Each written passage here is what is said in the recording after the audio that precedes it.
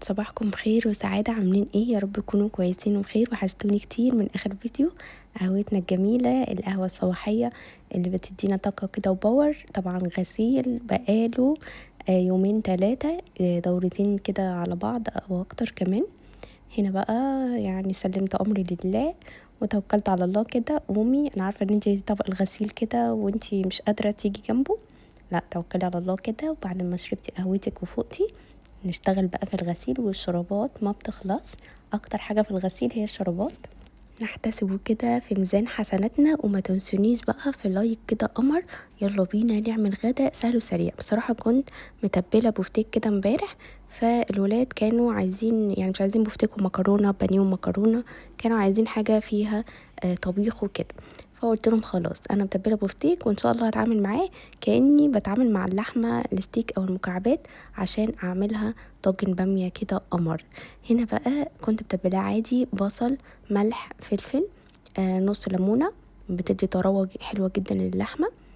وطبعا ما بحطش خل ولا الحاجات دي خالص على اللحمه لان بتغير من رونقها وطعمها. حطيت بقى معلقه سمنه ومعلقه زيت، نزلت بالبفتيك او شرايح اللحمه عندي الرفيعه دي، حطيتها كده، اديتها صدمه من الجنب ده دقيقتين ومن الجنب التاني دقيقتين برضو. حتى لو نزلت ميه طبعا النار عاليه، ما بنوطيش النار الا في الاخر خالص بعد ما تشرب السوائل. هي طبعا البفتيك معروف يعني انه بيكش شويه صغيرين بقى بالشكل ده. شكله طبعا كيوت قوي، والقطعه كمان رقيقه، الولاد هينبسطوا بيها اكتر من اللحمه المكعبات. فعادي مفيش اي حاجه بتوقفنا خالص. هنا برضو حطيت مكعب من البصل من اللي انا مفرزاه، ونص قرن من الفلفل الحامي، بيدي ريحه حلوه جدا. طبعا مش هيخلي الاكل سبايسي ولا اي حاجه خالص. ومكعب مرق او نص مكعب حسب طبعا الرغبه، ده اختياري مفهوش اي يعني مش اساسي في اكلنا كل يوم. فممكن طبعا نكتفي بنص مكعب واحد بس. يا دوب البصلة دبلت وحطيت عليها الفلفل الحامي لان بيديها ريحة تحفة جدا. وما كنتش قادرة اضرب طماطم ولا قادرة اضرب بصل. والنهاردة بس عرفت ان قيمة الحاجات اللي بنخزنها، سواء بقى جه علينا شتا وسقعانين مرهقين تعبانين ملناش نفس نطبخ، فعادي جدا الموضوع سهل وبسيط. البامية دي يا دوب بس شلتها في التلاجة، مع يعني هي تعتبر فريش، انا قمعتها امبارح. شلت كيسين في الفريزر وعملت كيس كده وهي فريش، بس شلتها من بالليل في التلاجة. يا دوب بس الصلصة دابت كده، حطيت برضو معلقة صلصة كبيرة ونزلت بالبامية عندي عشان تفضل محتفظة بقوامها وفريش كده ولونها أخضر. فاستنيت الطماطم تدوب وبعدين نزلت بالبامية. أول ما تبتدي تغلي كده نزلت بفص توم وفلفل حامي، حاجة بسيطة جدا، معلقة من الثوم المهروس مع نص معلقة فلفل حامي، فرمتهم ونزلت بيهم، بيدوا ريحة خطيرة. دي ملهاش علاقة خالص بالطشة اللي في الآخر، الطشة اللي في الآخر بتدي لمعة بتعديلي نكهة الأكل قوي. سبت البامية بقى ووطيت عليها. وهنا بقى كنت بعمل عملت رز بالشعرية، برضو بنحب الرز الشعرية اكتر من الابيض.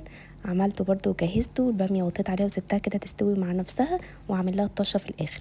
هنا بقى كنت عايزة اعمل شوربة خضار. فشوربة الخضار دي يعني ممكن احنا كأسرة ناكلها في العشاء، كل واحد بولة كده بالليل، بجد تحفة. دي مش للعيانين بس يا جماعة، دي حاجة كده خطيرة.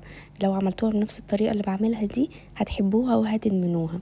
عارفة ان في ناس كتير ما بتقبلهاش، وشوربة خضار لا لا لا ما كلهاش. فدي حاجة تحفة جدا وصحية وحاجة جميلة جدا لما الولاد يكونوا بيحبوها كمان. جبت بطاطساية، جبت كوسة، جبت جزرتين، اي بقى كميات براحتكم خالص، حسب بقى الحاجة اللي بتحبوها ممكن نزود منها.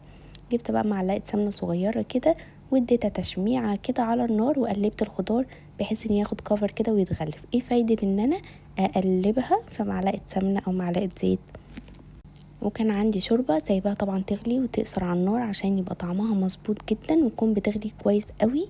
واديت صدمة للخضار واديته تقليبة وتشميع، وحطيت معاه فص من الحبهان ورقة لورا يدوهم طعم حلو. يا سلام لو في فص مستكة هيديني طعم خطير. رشيت بقى رشة فلفل اسمر كده عشان ريحة الخضار تبقى تحفة. الفايدة بقى من الصدمة اللي بعملها، طبعا لو حد عيان ومعدته تعباه او عايز حاجة هيلثي او صحية، يا دوب الشوربة تغلي ننزل بالخضار، ده المتعارف عليه واحنا بنعمله كلنا. وانا ساعات بكون يعني مش عايزة اعمل كده، فبحط الخضار على الشوربة على طول. ايه فايدة بقى ان احنا نشوحها كده في معلقة سمنة؟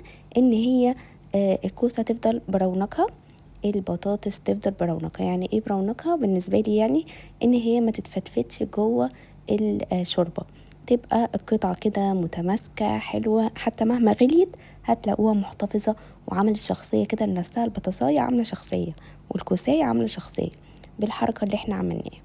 هنا برضو حبيت احط معاها شوية شعرية، بجد مشبعة جدا لو كلتوها وانتوا عايزين تاكلوا حاجة بس مش عارفين تاكلوا ايه.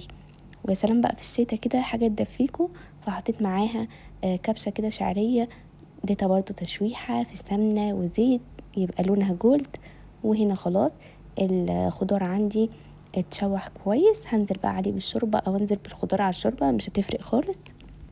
والكرفس بقى مش قادرة اوصف لكم جماله لما بيتحط في اي شوربة. ويا سلام حتى وانتوا بتسلقوا الفرخة كده لو حطيتوا معاه شوية كرفس بيخلوا ريحتها تقلب الدنيا وحالها، وبتدي طعم حلو جدا لشوربة الخضار. طبعا انا بحبه جدا، وكل ما بلاقيه بجيب حزمة حزمتين اغسلهم واقطعهم وانشفهم كويس جدا واحطهم في اكياس في الفريزر، اطلعهم على الطبخ على طول. مش قادرة اوصف لكم جماله وحلاوته وريحته خطيرة، بعشقه بجد. هنا بقى برضو اديته كده تقليبة مع الخضار يطلع بقى الريحة بتاعته وريحته حاجة عطرية كده خطيرة. انزل بقى بالشوربة. عايزة برضو اقول لكم حاجة تانية، ان دايما واحنا بنسلق لحمة بنسلق فراخ الطبيعي، يعني ما تنسوش الفكرة دي على طول عشان هتدعولي لما تعملوها، ان انتوا تشيلوا كيس شوربة في الفريزر. حد مثلا لا قدر الله تعب في البيت، عايزين نعمل شويه لسان عصفور، ويا سلام لو شوربه بقى فراخ وشوربه العظم عموما بتنزل ماده كده هي بتبني الجسم وبتخليه يقاوم العيا والتعب وكده. فشوربه الفراخ لحمه بالعظم، اي حاجه فيها عظم مفيده جدا وهي بتشفينا، بالذات شوربه الفراخ. فطبعا بنبقى شايلين عادة كيس كده في الفريزر، عاملين بقى بانيه، عاملين بقى ستريبس، عاملين كفتة، عاملين اي حاجة، وحد في البيت عايز شوربة هيلاقي كيس موجود. وبيدي طبعا طعم طبعا ما يتقارنش خالص بمرقة الدجاج. سبت بقى الخضار استوى، خد مني حوالي ربع ساعة او تلت ساعة.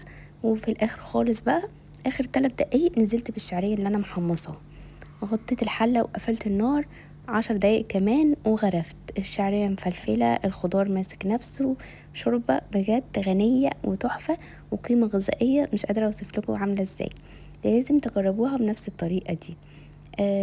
هنا بقى برضو عادي، ده يوم تاني كنت عاملة الشعرية بشوربة الخضار وعادي جنبها ستريبس وبانيه. يعني مش اكل نواشف بس للناس اللي هي ما بتحبش كل يوم نواشف، كلاش، محشي، بانيه، كفتة، الحاجات دي لا، جنبيها شوية شوربة كده بتبقى تحفة جدا. حبيت افكركم بيها وادخلها في الفيديو بتاع النهاردة. وده كان يوم النهاردة، غسيل ومطبخ ومواعين، وخلصت يومي على كده. يا رب يكون الفيديو عجبكم، وانتظروني في فيديو جديد.